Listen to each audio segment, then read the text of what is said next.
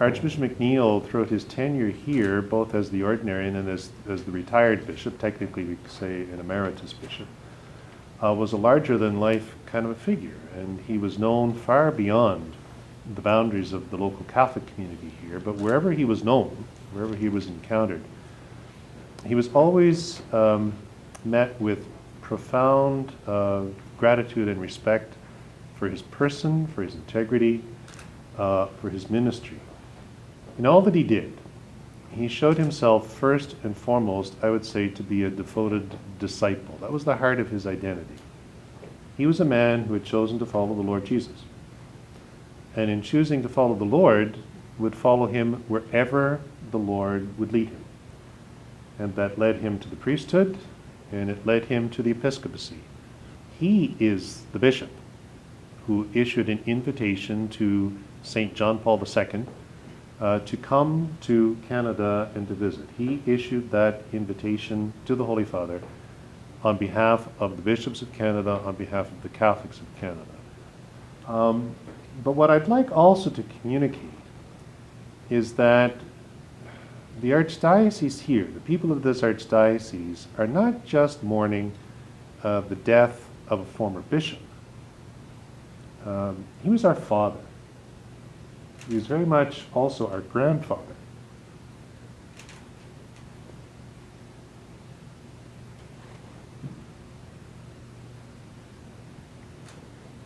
We knew him as such, we loved him as such.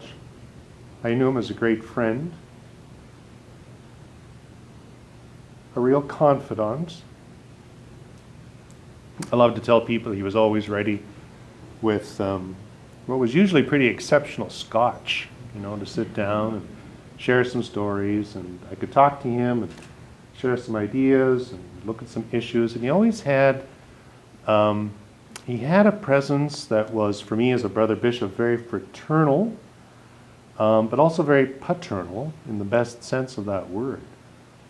And the wisdom of the man, born of a depth of experience, was really I think a precious, treasured gift, not just by me personally, but also by the people of this archdiocese.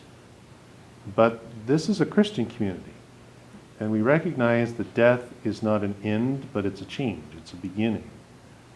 And we recognize that Archbishop MacNeil, who chose to serve the Lord, who chose to lead this local church in such a way that we would all grow into Christ together with him, that was his Episcopal motto, is now continuing the journey by God's grace and is now welcomed into the Lord's embrace. And that tempers our obvious sadness with what is a real Christian joy. We rejoice with him and we rejoice for him. Sometimes ago, Archbishop MacNeil came to my office and with that hand said, "Adam, you are the Chancellor. You will bury me here. Here is my home. Don't take my dead body anywhere. Here I will be buried."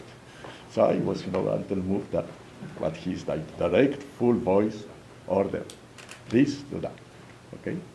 Probably the key standard of measure in his episcopal role, and that I find extraordinarily difficult to measure up to, is the way that he knew everybody. Now, Jesus was very clear that a shepherd is supposed to know his sheep. Well, he knew people, he remembered their names, he could tell you where they were from, probably the name of their pet, the names of their cousins. He knew them through and through, and people knew that, and knew that because he knew them, he loved them. That's a particular aspect of the Episcopal ministry with which I continue to struggle. I don't remember names the way that he did. I can't profess to know people the way that he did. Even though he had some unique gifts in that regard, it still was, I think, setting the standard of the Episcopal ministry that not just myself, but I think any bishop needs to try and aspire to. He had to travel to Rome. And so he would have met with the Pope's officials in the Secretariat of State, whatever that would involve in the planning of a papal visit. That's extraordinarily complex. And at one point he would have sat down personally with St. John Paul II and issued the invitation. and then with his officials had to work out the details. That's on the side of the Vatican. On the side of Canada, of course, you have to reach out to the federal government, to the various provincial governments.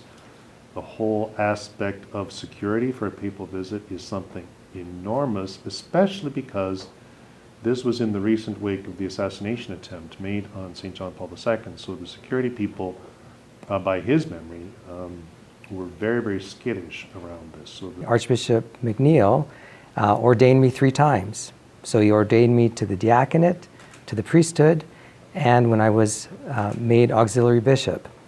I was lucky or blessed enough when he started to falling ill and different events came up, and I actually anointed him one time in the hospital. So it was my turn to anoint him after all those times that he had anointed me. And I was actually with Archbishop MacNeil when he died. And so it just so happened that on Sunday, and I don't know why that time happened, but I said, okay, well, how about I go between 11 and 1? And so I was at the hospital, and in my former life, I was a registered nurse. So I can't help when I go into hospitals to start looking at equipment and monitors and then looking at the person lying in bed. So I was counting his respirations. So when I first met him, or first entered the room, his respirations were 16 per minute, and that's a normal respiratory rate for an adult. And so he was, so he's fine, and he had just been, morning care had been done, and so he was comfortable in bed, and I could tell by looking at him that they were taking good care of him. And so I prayed with him, different prayers. And then I noticed sometime just before 12:30 that his respiration rate had gone to half. So he's only breathing about eight respirations a minute. So then you start thinking, I wonder what's happening. And in that time too, I was reminiscing about Archbishop Smith. So a few tears were shed. And then there were long pauses.